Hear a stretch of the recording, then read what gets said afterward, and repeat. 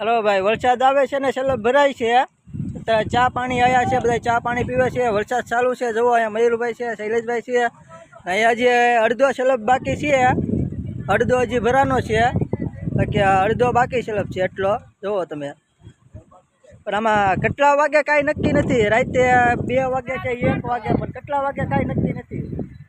વરસાદ છે શરૂ અત્યારે, એટલે વરસાદના કારણે બેહવું પડે કે બહુ વરસાદ આવે તો સલબ બંધ રાખવો પડે, કાગળ બાગળ ઢાંકવા પડે.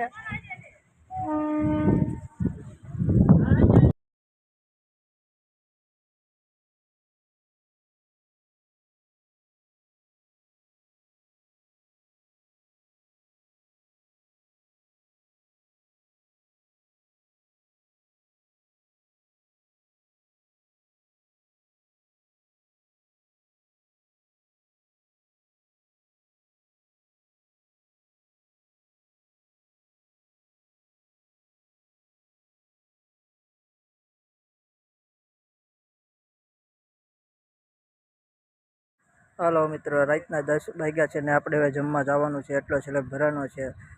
અહીંયા જવું કામકાજ ચાલુ છે બધું. એટલો અડધો સલબ બાકી છે.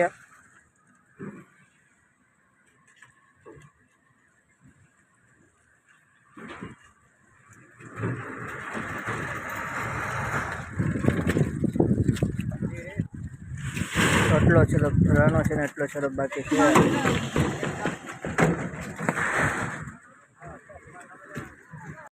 હલો મિત્ર, રાતના 10 વાગ્યા છે ને આપણે જમ્યા છીએ. જમવામાં જો પાપડ છે, ભૂંગળા બટેટા, રોટલા, શાક છે. મારા ભાઈ આ પ્રિન્સભાઈ જમે છે, અમે જમી છીએ. રાતના 10 વાગ્યા છે. સલબ કીએ ભરાય કાંઈ નક્કી નથી. અત્યારે અમે જમી રહી. પછી સલબ તો રાતે 2 વાગે ભરાય તો આપણે ભૂખ્યું ન રહીએ, જમી રહી. બરાબર ને પ્રિન્સભાઈ? હા બરાબર છે દિનેશભાઈ, સાચું છે. શું કેવું, જમી રહું ને? અહીંયા મકાઈનો રોટલો છે. તમે કહો તો બધા ઘઉંના રોટલા ખાધા છે, પણ મકાઈના રોટલા નહીં ખાધા હોય. કોઈક દી મકાઈના રોટલા ખાવ તમે પણ. પ્રિન્સભાઈએ રોટલા બનાવ્યા છે મકાઈના. જો આ ભાઈ કહે છે 4 વાગશે. કેટલા બધા વાગી જશે? 4 વાગે. ઓકે, આ ભાઈ કહે છે 4 વાગે. પણ અત્યારે વરસાદ બહુ શરૂ થઈ ગયો છે અને જુઓ તમે ને કાગળ ઢાંકવા પડ્યા છે. 1 વાગે સલબ ભર્યો તો કેટલા વાગ્યા હતા? 3 વાગ્યા હતા. તો આ સલબમાં 4 વાગશે એમ ને?